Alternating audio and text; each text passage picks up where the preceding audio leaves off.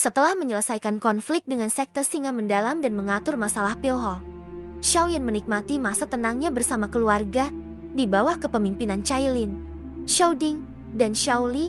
Aliansi yang terus berkembang tanpa perlu keterlibatan langsung Xiaoyan. Ia juga membuka lubang cacing yang menghubungkan aliansian ke pavilion bintang jatuh, memperkuat kekuatan dan mobilitas mereka di benua barat laut. Gerbang Xiao yang didirikan Xiaoli ternyata telah bergabung dengan aliansian dan menunjukkan perkembangan signifikan.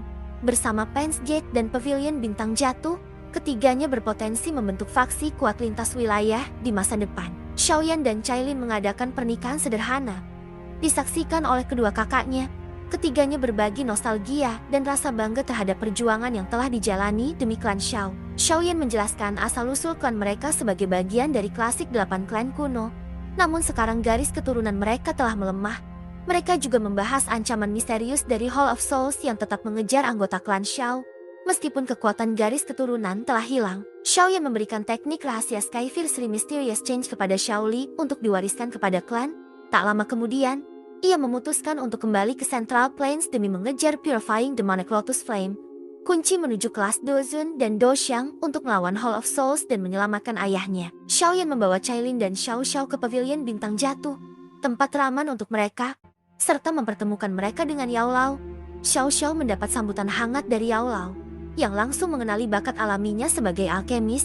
Yao Lao bahkan menawarkan diri untuk mendidik dan melatih Xiao Xiao secara pribadi. Xiaoyan dan Yao Lao juga mendiskusikan rencana besar Hall of Souls, yang tampaknya mempercepat pengumpulan jiwa dan terlibat dalam berbagai konflik di luar Central Plains.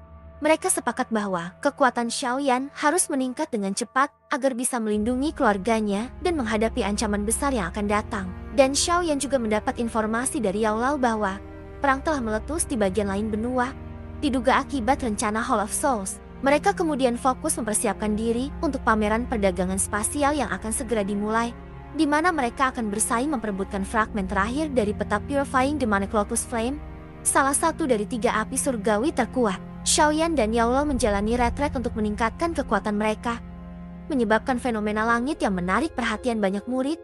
Setelah selesai dan cukup beristirahat, mereka berangkat bersama Cailin dan dokter peri kecil menuju lokasi pameran. Pameran ini diselenggarakan oleh 3 sekte kuat namun misterius: Gerbang Garis Tanah, Sekte Luar Angkasa Misterius, dan Gunung Harta Karun Refleksi yang menjaga ketertiban dan keamanan acara.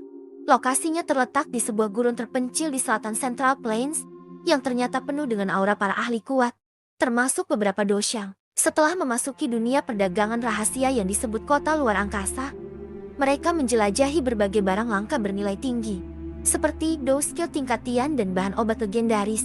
Di tengah eksplorasi, Cailin tertarik pada batu asal 7 warna yang berhubungan erat dengan spesiesnya, Python penelan langit 7 warna. Meskipun harganya mahal, Cailin secara diam-diam meminta Xiaoyan untuk membelinya. Setelah proses tawar-menawar, Xiaoyan akhirnya membeli batu itu, meninggalkan si penjual tua yang merasa curiga namun tidak tahu alasannya. Setelah berhasil mendapatkan batu asal 7 warna, Xiaoyan merasa curiga dan menyerahkannya kepada Cailin untuk diperiksa. Cailin, dengan pengetahuan uniknya sebagai keturunan Seven Colored Heaven Swallowing Python, mengungkapkan bahwa batu tersebut bukanlah batu asal biasa, melainkan batu asal 8 warna yang sangat langka. Batu semacam itu hanya bisa terbentuk dari kematian lebih dari 100 Heaven Swallowing Python di tempat yang sama. Saat menyimpannya, Cailin tidak menyadari adanya garis ke-9 samar, menandakan kemungkinan batu tersebut bahkan lebih luar biasa dari yang diduga. Setelah itu, Yao Lao memimpin mereka menuju pavilion harta karun kuno, bagian dari pameran perdagangan spasial rahasia yang hanya bisa dimasuki dengan undangan dari 3 sekte besar. Tempat ini sangat dijaga ketat dan penuh dengan ahli tingkat tinggi, termasuk beberapa Dojun bintang 6 sebagai penjaga gerbang. Di dalam pavilion, semua pengunjung menyembunyikan identitas mereka menggunakan topeng khusus. Xiaoyan dan rombongannya mengikuti aturan ini dan masuk ke aula lelang. Yao Lao mengaktifkan penghalang spasial untuk mencegah penyadapan. Acara lelang dipimpin oleh Bao Shan, ahli tingkat tinggi yang hampir mencapai Ban Xiang dan memiliki reputasi besar. Objek pertama yang dilelang adalah sayap iblis Phoenix, bagian tubuh dari Half Demon Phoenix yang sangat langka dan berharga.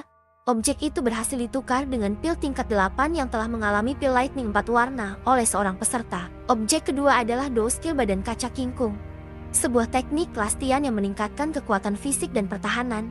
Teknik ini menarik perhatian banyak peserta, dan beberapa langsung mengajukan tawaran dalam bentuk gulungan metode Qi atau barang berharga lainnya. Xiaoyan terkesan saat menyadari bahwa banyak metode Qi Lastian yang langka muncul begitu mudah dalam lelang.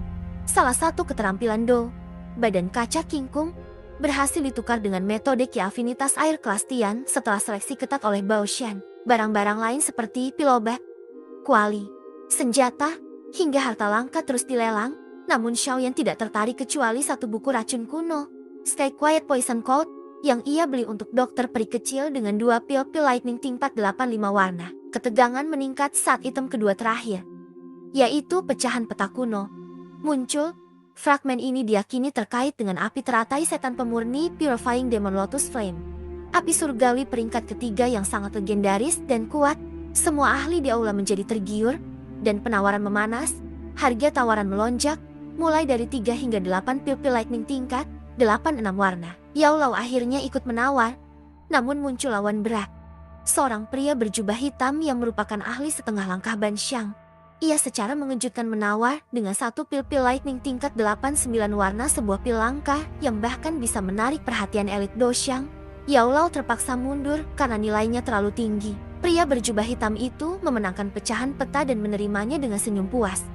Tapi Xiaoyan berniat mendapatkan peta itu dengan cara lain, seperti yang pernah mereka lakukan sebelumnya di wilayah Black Corner. Setelah transaksi besar itu, Bao Shan mengungkapkan item terakhir dari pameran bukanlah barang, melainkan informasi gratis, pohon bodhisattva kuno, yang dipercaya mampu membantu seseorang menembus ke tingkat Saint Xiang, telah muncul kembali setelah 10.000 tahun mengguncang semua peserta pameran.